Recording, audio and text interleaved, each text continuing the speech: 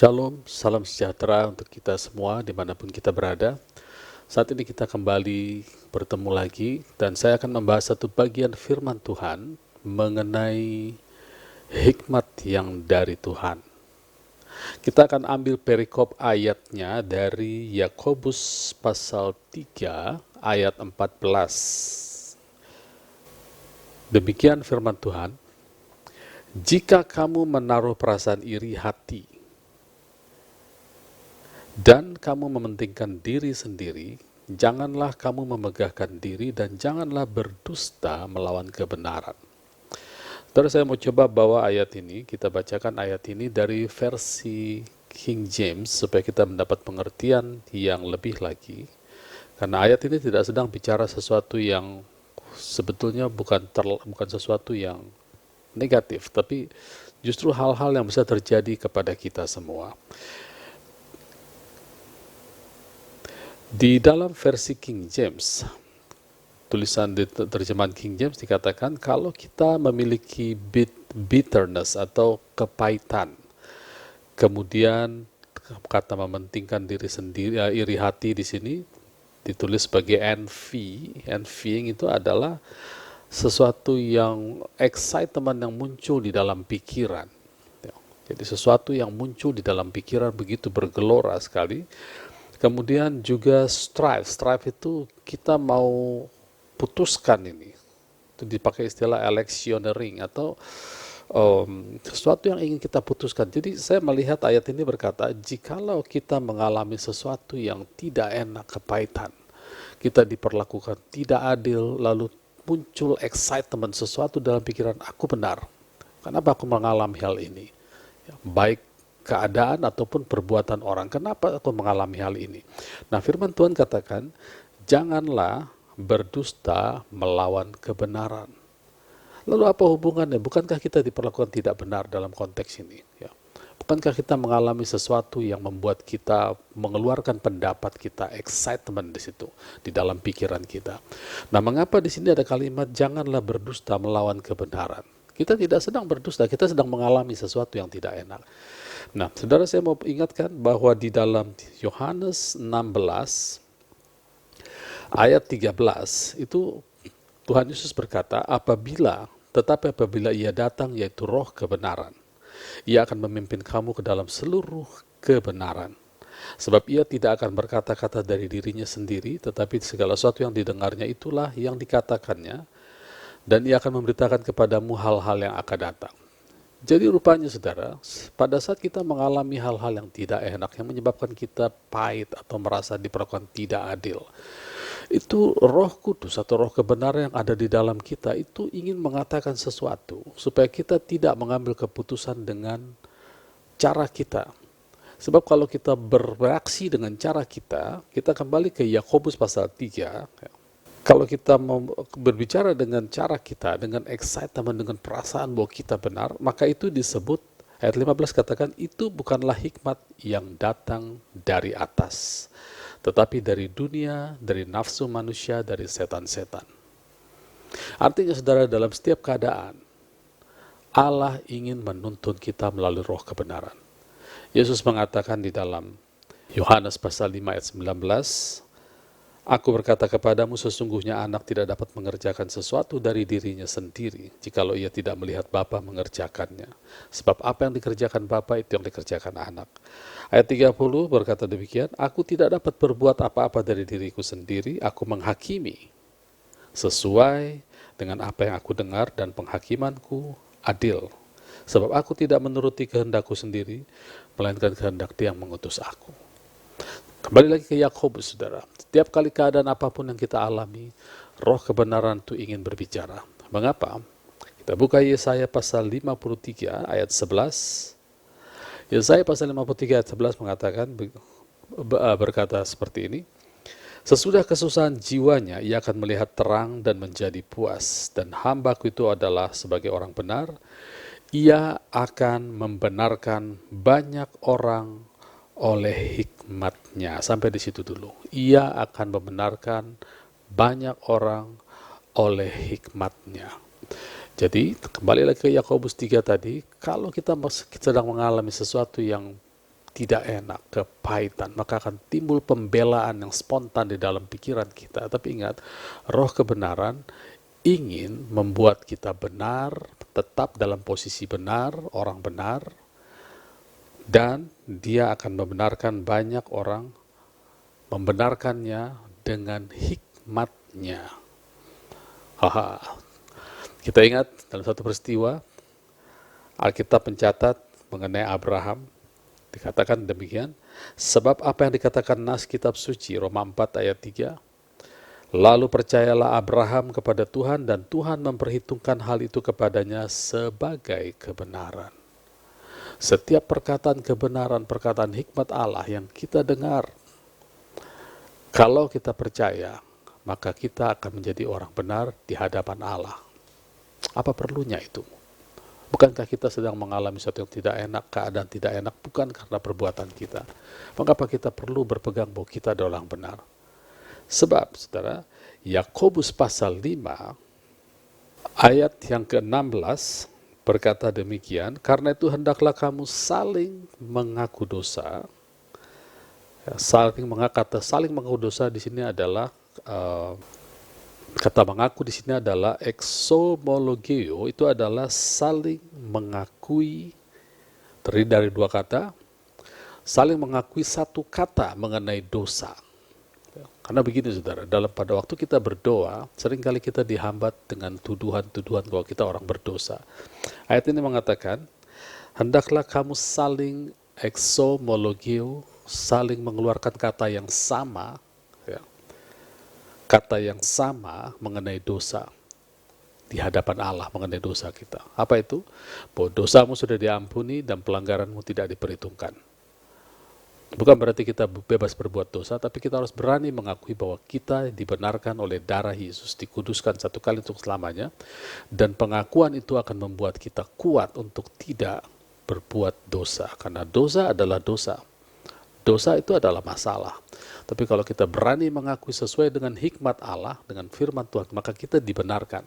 Selanjutnya dikatakan, karena jikalau kamu saling mengaku dosa, berkata apa tentang dosa melalui kacamata Allah, bahwa kita sudah dibenarkan, lalu saling mendoakan supaya kamu sembuh. Doa orang benar, bila dengan yakin, jadi orang benar itu harus yakin doanya, besar kuasanya. Jadi dua hal, bukan hanya yakin, tapi orang benar dulu. Bagaimana kita menjadi benar? Hikmatnya membenarkan kita. Dari mana kita bisa memilih hikmatnya? Kita tidak mengikuti emosi kita atau pikiran kita sendiri, kita tidak terlalu mengentertain excitement di dalam pikiran kita, tapi kita lebih mendengarkan, memilih untuk mendengar firman Tuhan, dan firman Tuhan itu adalah hikmatnya, dan dia membenarkan kita sehingga doa kita sebagai orang benar itu besar kuasanya. Ya. Saudara, ini adalah pilihan pada saat kita menghadapi masalah yang tidak enak. Saya akan memberikan dua contoh di dalam Alkitab. Saya pikir sudah cukup dua contoh bagaimana yang pertama adalah Tuhan Yesus, bagaimana dia tidak mengikuti excitement dalam pikirannya atau pikirannya yang merasa benar, padahal Yesus adalah orang benar. Saudara. Dia lebih memilih untuk mendengarkan apa kata Bapa, dia memilih untuk dipimpin oleh perkataan Bapa, sehingga dia bisa lolos dari segala malapetaka. Yang pertama kita lihat di kitab Lukas, pasalnya yang keempat. Ya, kita tahu di sini Tuhan Yesus, di dalam pasal ini Tuhan Yesus dicobai oleh iblis. Dan iblis dalam salah satu pencobaannya itu, iblis mengatakan, iblis membawa Yesus ke atas bubungan bait Allah. Lalu dia berkata, jikalau engkau anak Allah, jatuhkan dirimu dari sini ke bawah. Jadi iblis ingin Tuhan Yesus bunuh diri. Iblis mengutip firman Tuhan, dikatakan malaikat akan menatang engkau supaya kakimu tidak terantuk. Tapi Yesus menjawab, jangan mencobai Allah. Ya, jangan mencobai Tuhan Allahmu. Nah kemudian setelah pencobaan itu selesai, Tuhan Yesus dalam kuasa roh kembali ke Galilea. Lalu dia mulai pelayanan hari pertamanya, mulai khotbah. Nah, selesai dia berkata bahwa dalam khotbahnya dia mengutip kitab Nabi Yesaya, kemudian terjadi dialog. Dan kita tahu kalau terjadi dialog, terjadi sedikit perdebatan yang panas, kita tahu Yesus pasti benar dalam posisi orang benar. Tapi apa yang terjadi, saudara? Di ayat 28, Lukas 4 ayat 28, Alkitab mencatat, mendengar perkataan Tuhan Yesus, yang saya katakan tadi terjadi perdebatan, marahlah semua orang yang ada dalam rumah ibadah itu. Mereka bangun lalu menghalau Yesus keluar kota dan membawa dia ke tebing gunung, tempat kota itu terletak, untuk melemparkan dia dari tebing. Sudah tahu ini adalah pikiran iblis yang dimasukkan ke dalam orang-orang itu pada saat itu, orang-orang yang mendengar Tuhan Yesus. Jadi iblis sendiri tidak bisa, saudara, iblis tidak bisa menyuruh Tuhan Yesus untuk bunuh diri, tetapi dia tidak berhenti, dia masuk ke dalam pikiran orang-orang durhaka untuk melaksanakan niatnya. Tapi apa yang terjadi, saudara? Tuhan Yesus tidak pahit karena dia diserang orang, padahal dia adalah utusan Allah, dia tahu roh Allah ada padaku, mengurapi aku. Dia tidak bertahan dengan hal itu. Tetapi ayat 30 dikatakan, tetapi ia berjalan lewat dari tengah-tengah mereka lalu pergi. Saya percaya Tuhan Yesus menundukkan diri kepada suara Roh Kudus, suara kebenaran. Dia tidak berdusta melawan suara kebenaran dengan cara melawan orang-orang itu. Sekalipun dia bisa lakukan itu, tetapi dia memilih untuk diam dan dia lolos dari maut. Nah, orang kedua yang saya mau bawakan, saya mau ceritakan sebagai contoh, kita lihat di Kisah Rasul 16. Kisah Rasul 16 ayat 16, ada satu insiden di mana satu kali Rasul Paulus pergi ke tempat sembahyang. Lalu dikatakan, kami bertemu dengan seorang hamba perempuan yang mempunyai roh tenung. Dengan tenungan-tenungannya tuan-tuannya memperoleh penghasilan besar. Ia, perempuan itu, mengikuti Paulus dan kami dari belakang sambil berseru, katanya, orang-orang ini adalah hamba Allah yang maha tinggi, mereka memberitakan kepadamu jalan kepada keselamatan. Ya, saudara, kata-kata ini bagus sekali, saudara. Tapi sebagai anak Tuhan kita harus peka. Ini bukan soal kata-kata, tapi spirit di balik kata-kata. Yang berkata-kata ini adalah roh tenung. Ya, saudara harus betul-betul pasang telinga. Saya percaya Roh Kudus memberikan kepekaan di dalam kita untuk tidak sembarangan mengaminkan perkataan. Ya. Nah, karena sekalipun dia memakai kata-kata yang indah seperti ini, orang-orang ini adalah hamba Allah yang maha tinggi, mereka memberitakan kepadamu jalan keselamatan. Lalu ayat 18, hal itu dilakukan beberapa hari lamanya. Tetapi ketika Paulus tidak tahan lagi akan gangguan itu, saudara perhatikan, perkataan dari roh tenung itu sekalipun kelihatannya indah, tapi itu gangguan bagi anak-anak Tuhan. Dalam hal ini Paulus dan timnya. Ia berpaling berkata kepada roh itu, demi nama Yesus Kristus aku menyuruh engkau keluar dari perempuan ini. Seketika itu juga keluarlah roh itu. Dan roh itu tidak bisa berbuat apa-apa karena roh jahat itu memang lemah. Tetapi dia tidak berhenti di situ. Ayat 19, ketika tuan-tuan perempuan itu melihat bahwa harapan mereka akan mendapat penghasilan lenyap, mereka menangkap Paulus dan Silas lalu menyeret mereka ke pasar untuk menghadap penguasa. Dan kita tahu akhirnya Paulus dan Silas dibelenggu di penjara yang paling dalam di Filipi, tempat yang paling pengap, hanya karena dia berbuat sesuatu yang menurut kita pasti itu bukan salah dia terganggu. Dia terganggu kenyamanannya, dia usir setannya, orangnya nggak apa-apa, setannya keluar. Dan hasilnya dia teraniaya. Bukankah ini yang dimaksud Yakobus tadi, bahwa ada bitterness, kepahitan. Bahwa bisa terjadi ada sesuatu yang meledak dalam dirinya, excitement dalam pikiran, aku harus membela diri. Karena ini bukan salahku, aku diganggu. Tapi Paulus memilih untuk tidak berdusta melawan kebenaran. Maksudnya apa? Yesus katakan, kalau roh itu datang, roh kebenaran, dia akan memimpin kamu ke dalam segala kebenaran. Dan hikmat yang dikatakan roh kebenaran itu akan membenarkan. Sehingga doa orang benar besar kuasanya. Apa yang Paulus katakan? Ketika mereka didera dan masuk ke dalam penjara, ayat 25 katakan, tetapi kira-kira tengah malam, Paulus dan Silas berdoa, menyanyikan puji-pujian kepada Allah, dan orang hukuman yang lain mendengar. Ayat 26, terjadilah gempa bumi yang hebat sehingga sendi-sendi penjara itu goyah dan sekitar itu juga terbukalah semua pintu dan terlepas belenggu mereka. Apa yang terjadi, saudara? Doa orang benar besar kuasanya. Dari mana dia menjadi tetap dalam posisi orang benar Allah di dalam Kristus? Karena dia tidak membiarkan pembelaan dirinya keluar begitu saja, tetapi dia mendengarkan, dia menyerahkan dirinya kepada pimpinan roh, sehingga hikmat keluar, dan akhirnya dia mengalami mukjizat. Dan saudara, apa yang terjadi? Pada waktu Paulus terbuka semuanya, belenggunya, pintu penjara terbuka, lalu kepala penjara begitu ketakutan karena dia kehilangan tawanannya, dan itu adalah satu hal yang serius bagi seorang kepala penjara, kehilangan tawanannya. Tapi Paulus tidak lari kemana-mana, bahkan dia memberitakan Injil kepada kepala penjara, dan kepala penjara menjadi gembala sidang yang pertama di kota Filipi. Saudara lihat, baik Tuhan Yesus maupun Paulus tidak mementingkan pikirannya, tetapi dia menunggu, dia tidak berkata-kata melawan kebenaran, karena roh kebenaran memimpin dia, memimpin Yesus dan memimpin Paulus. Akhirnya mereka mendapatkan sesuatu yang sangat berharga. Kita kembali ke Yakobus pasal 3 tadi.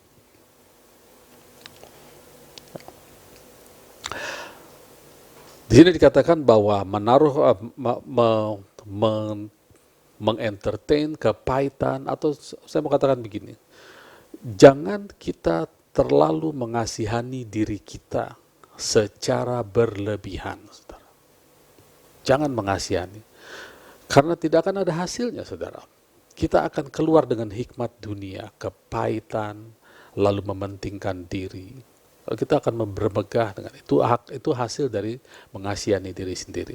Saudara tahu, hanya satu oknum yang bisa mengasihani kita atau memiliki compassion kepada kita, yaitu Allah sendiri. Kalau Allah yang tergerak oleh compassion atau belas kasihan, Allah yang mengasihani kita, maka segala benefit, segala yang baik itu akan datang kepada kita. Ya. Jadi saudara, kita perlu mengisi pikiran kita dengan hikmat Allah, perkataan kebenaran dalam keadaan apapun. Ya. Ayat 17, saya loncat ke ayat 17, Yakobus 3, tetapi hikmat yang dari atas adalah pertama-tama murni, dia pendamai, peramah, penurut, penuh belas kasihan, dan buah-buah yang baik, tidak memihak dan tidak munafik. Ya. Jadi saudara, kita melihat di sini ada aliran hikmat yang perlu kita pelajari, ya, yang perlu kita lihat, bahwa dalam setiap keadaan roh kebenaran itu akan turut campur tangan. Maka tugas kita adalah kita mendengar suara Roh Kudus, roh kebenaran itu untuk kita perkatakan. Ya. Kita buka sekarang Amsal 18 ayat 8. Amsal 18 ayat 8. Ya. Saya mau masuk ke dalam satu yang lebih ke dalam bagian yang lebih dalam lagi, bagaimana kita merespon terhadap hikmat. Amsal 18 ayat 8, perkataan pemfitnah seperti sedap-sedapan yang masuk ke lubuk hati. Sudah perhatikan perkataan pemfitnah. Fitnah artinya mengatakan sesuatu yang tidak benar. Nah, kalau kita kembali ke Yakobus pasal 3 tadi, pada saat kita mengalami hal yang tidak enak, diperlakukan tidak adil, maka pemfitnah, roh jahat akan menaruhkan pikirannya, perkataannya, supaya dia mengatakan bahwa keadaan ini, supaya kita mengatakan bahwa keadaan ini tidak akan membuat aku menjadi lebih baik, tapi keadaan ini akan membuat aku menjadi orang yang paling dikasihani, orang yang paling sial. Maka muncullah belas kasihan kepada diri sendiri yang terlalu berlebihan. Itu pemfitnah, itu masuk ke dalam lubuk hati secara berlebihan. Ini yang berbahaya. Sebaliknya saudara, perkataan yang baik, perkataan yang kebenaran, itu akan masuk ke dalam lubuk hati. Seperti digambarkan di dalam Markus pasal 4. Seorang yang menabur firman, menabur benih, yaitu firman Tuhan ke dalam hatinya, itu akan masuk ke dalam lubuk hatinya, akan bertumbuh, berbuah. Jadi perkataan kebenaran itu akan membuat kita berbuah. Dan satu lagi saudara, perkataan hikmat adalah hal yang baik yang Allah sediakan bagi kita. Di dalam Mazmur 103, Mazmur 103 saya bacakan dari ayat 1. Pujilah Tuhan, hai jiwaku, pujilah namanya yang kudus, hai segenap batinku. Pujilah Tuhan, hai jiwaku, jangan lupakan segala kebaikannya. Dia yang mengampuni kesalahanmu, yang menyembuhkan segala penyakitmu. Dia yang menebus hidupmu dari lubang kubur, yang memahkotai engkau dengan kasih setia dan rahmat. Dia yang memuaskan hasratmu dengan kebaikan, sehingga masa mudamu menjadi baru seperti burung Raja Wali. Di dalam terjemahan King James dikatakan, dia atau who satisfied thy mouth with good things. Nah, inilah yang dimaksud dengan hikmat Allah yang dari atas.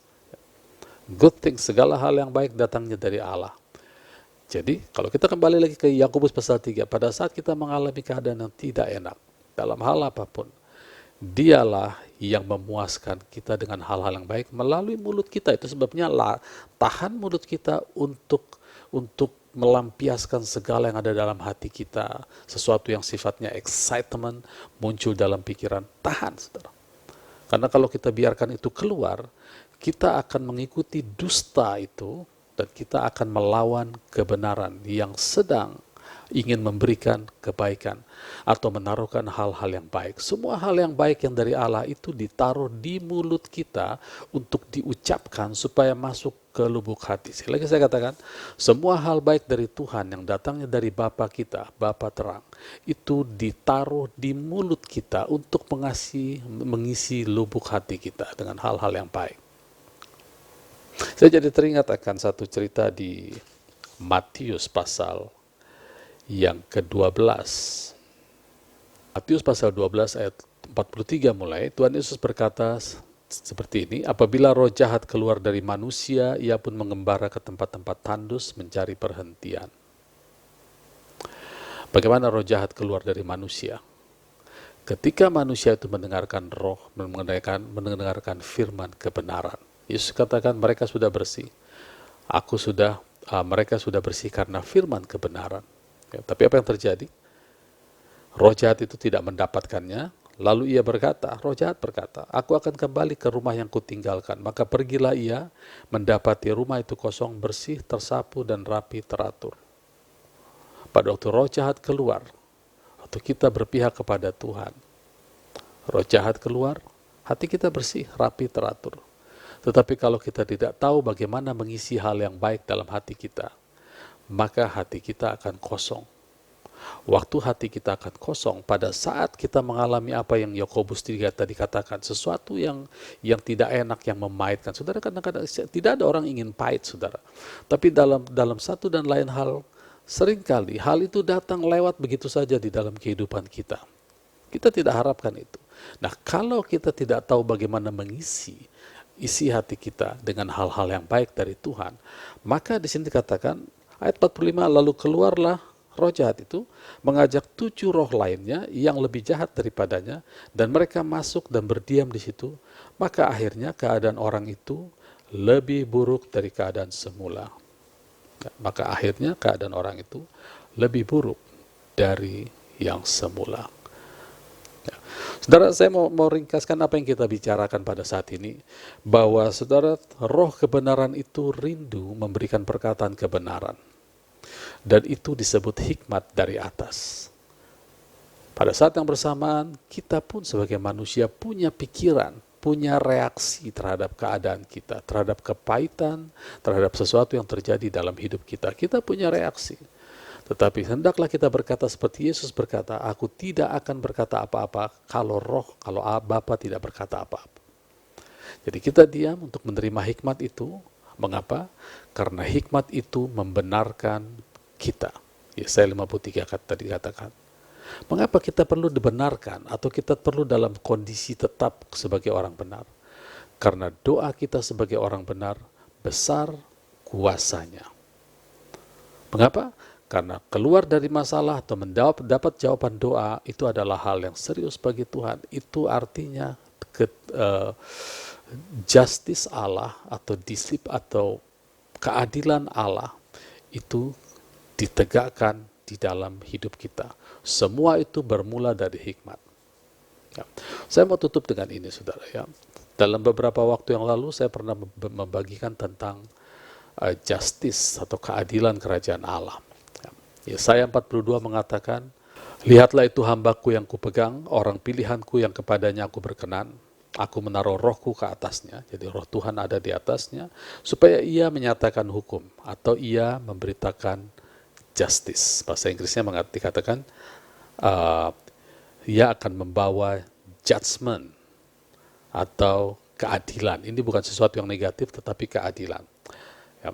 Tapi kalau kita lihat di Yesaya pasal 61, ya, keadilan apa yang dibawa, atau apa yang dimaksud dengan keadilan itu, Yesaya pasal 61, satu kata berkata demikian, roh Allah, roh Tuhan Allah ada padaku. Ya, sama dengan Yesaya 42, oleh karena Tuhan telah mengurapi aku, ia mengutus aku untuk, Yesaya 42 katakan menyatakan justice atau keadilan, tapi di sini diuraikan apa itu justice, yaitu menyampaikan kabar baik kepada orang sengsara, merawat orang-orang yang remuk hati, untuk memberitakan pembebasan kepada orang tawanan dan kepada orang-orang yang terkurung kelepasan dari penjara. Ayat inilah yang dikutip Tuhan Yesus di hari pertama dia melayani. Jadi saudara, waktu kita mengalami kesembuhan, mengalami jawaban doa, kelepasan dari masalah, itu bukan hanya karena Tuhan Allah mengasihi kita. Jangan salah paham. Tuhan Allah mengasihi kita. Bahkan kasihnya terhadap kita sama besarnya dengan kasihnya kepada Yesus Kristus. Firman-Nya yang menjadi daging. Sama, jadi betapa besar kasih Allah kepada kita. Tapi saya mau ulangi lagi, bahwa waktu kita mengalami jawaban doa, kesembuhan, kelepasan, lalu mengalami hidup yang berlimpah di dalam pengetahuan akan firman, yang bisa bermanifestasi dalam kesejahteraan kita, itu bukan hanya karena Tuhan mengasihi kita, tetapi karena keadilan kerajaan surga harus terjadi dalam hidup kita. Saudara, tubuh kita ini adalah bait Allah yang kudus. Di dalamnya tinggal roh kita yang satu dengan roh Allah. Itu Korintus 6 ayat 17. Tubuh kita ini adalah teritorial kerajaan Allah. Sama seperti kedutaan negara yang ada di Jakarta. Di setiap kedutaan besar itu adalah bukan wilayah Indonesia, itu wilayah dari atau bagian teritorial dari negara yang bersangkutan. Demikian juga saudara, kita tinggal di bumi, tetapi tubuh kita adalah teritorial dari kerajaan Allah. Di dalamnya tinggal Roh Kudus yang adalah Raja, yang satu dengan roh kita. Itu sebabnya setiap kali teritorial ini atau bait Allah yang kudus ini mendapat gangguan, saudara, maka sang Raja atau roh Allah berkepentingan memperbaikinya. Tapi kita harus kerjasama dengan mulut kita. Kita harus mau menaruh hal-hal yang baik atau hikmat yang membenarkan kita, sehingga kita mengalami hal-hal yang baik yang dari surga. Saya kasih ilustrasi begini, saudara, ya. Tidak terlalu tepat tapi bisa menggambarkan apa yang saya ceritakan ini. Kalau misalnya ada seseorang yang mengalami kecurian di rumahnya, perampokan, katakan begitu. Lalu apa yang terjadi? Orang itu lapor polisi dan polisi datang menginvestigasi dan akan menangkap pencurinya. Nah, polisi datang untuk mengusut kasus perampokan itu bukan karena polisi mengasihi korban, bukan, saudara. Bukan karena polisi memiliki hubungan tertentu atau saudara atau apapun dengan korban, tetapi semata-mata karena polisi datang untuk menegakkan hukum dan keadilan di daerah teritorial dia. Sama halnya dengan firman Tuhan, apa yang Yesus lakukan. Itulah hambaku, dia akan menyatakan hukum kepada bangsa-bangsa, atau dia akan menyatakan judgment, keadilan kerajaan surga, yang isinya adalah berita kabar baik kepada orang miskin, supaya tidak lagi miskin, berita kesembuhan, supaya tidak lagi sakit, berita kelepasan, supaya tidak lagi terikat, dan tahun perkenanan Allah dinyatakan. Itu adalah keadilan. Selain daripada kasih Allah kepada kita di dalam Kristus, itu adalah keadilan. Semua yang kita dapatkan itu semua turun dalam rupa hikmat yang dari atas. Dan manakala kita membiarkan diri kita dipimpin oleh hikmat yang dari atas, maka kita akan disebut anak-anak Allah. Karena kita membiarkan diri kita dipimpin oleh Roh Allah. Ayat penutup. Ya. Sebab mereka yang hidup menurut daging memikirkan hal-hal, hidup menurut daging, memikirkan hal-hal yang dari daging. Mereka yang hidup menurut roh memikirkan hal-hal yang dari roh. Bentar, ya. Tuhan Yesus adalah roh atau firman. Firman adalah roh yang menjadi daging. Tapi waktu dia menjadi daging, setiap perkataannya menjadi roh lagi yang menjadikan kehidupan. Jadi Yohanes 1 ayat 14 katakan firman menjadi daging, tapi Yohanes 6 ayat 63, perkataan-perkataan firman itu adalah roh dan kehidupan. Saudara lihat fleksibilitas dari roh menjadi daging, daging menjadi roh. Di sini dikatakan mereka yang hidup menurut daging memikirkan hal-hal yang dari daging. Tapi mereka yang hidup menurut roh memikirkan hal-hal yang dari roh. Jadi karena kita adalah dilahirkan dari firman yang tidak fana, yang adalah roh, maka kita harus pikirkan roh supaya perkataan kita itu menjadi roh yang menguasai. Itu adalah hikmat. Saudara, kata amsal atau proverb di dalam bahasa Inggris, itu dalam bahasa aslinya itu berarti untuk memerintah, to rule. Untuk memerintah. Jadi hikmat itu untuk memerintah. Jadi kalau kita dipimpin oleh roh, maka kita berjalan sebagai orang yang memerintah bersama dengan Tuhan Yesus. Ya. Ayat 6, karena keinginan daging adalah maut, keinginan roh adalah hidup dan damai sejahtera. Ya. Dalam bahasa Inggrisnya dikatakan, karena carnally minded, pikiran, daging. Kalau kita kembali ke Yakobus pasal 3, pikiran yang dirangsang oleh keadaan yang kita alami. Kita melihat fakta, lalu kita bereaksi terhadap fakta. Itu adalah carnally minded yang mendatangkan maut. Kemudian, spiritually minded atau keinginan roh, bahasa Inggrisnya katakan spiritually minded is life, hidup, and peace. Jadi harusnya saudara, setiap kita mengalami masalah, ya, menurut konteks firman ini, tidak seharusnya berujung kepada kematian. Kalau kita mau menggali, mendengar firman Tuhan, mendengar hikmat yang dari atas, maka akan berujung kepada hidup dan peace, shalom. Shalom adalah satu kata-kata yang kaya. Isinya adalah tentang penjagaan, pemeliharaan Tuhan, hal-hal yang baik yang dari Tuhan. Ya. Ayat 7, sebab keinginan daging adalah perseteruan terhadap Allah. Jelas ya. Sebab keinginan daging, atau dalam bahasa Inggris dikatakan carnal mind. Ini senada dengan Yakobus 3. Itu adalah perseteruan dengan Allah. Karena dia tidak tunduk kepada hukum Allah, betul, itu karena ya, hal itu tidak mungkin baginya. Oleh karena itu saudara, mari kita belajar untuk menundukkan diri kepada firman Tuhan, belajar untuk menundukkan diri, menantikan hikmatnya. 1 Korintus 1 ayat 30 dikatakan, oleh dia kita berada di dalam Kristus, yang oleh dia Kristus menjadi hikmat kita. Lalu bagian firman Tuhan yang lain mengatakan, tetapi aku memiliki pikiran Kristus. Ya, jadi jangan lagi kita katakan rancanganku bukanlah rancanganmu dan jalanmu bukan jalanku. Kalau kita katakan itu, kita belum selamat dong. Ya. Karena kata rancangan di sini adalah my thought, pikiranku bukan pikiranmu. Seharusnya kita anak-anak Tuhan, kita berani mengatakan aku memiliki pikiran Kristus. Kalau kita bertanya yang mana Pak pikiran Kristus? Nah, Alkitab adalah pikiran Kristus versi tertulis. Oke, kita bergaul dengan Alkitab, kita bergaul dengan pikiran Kristus.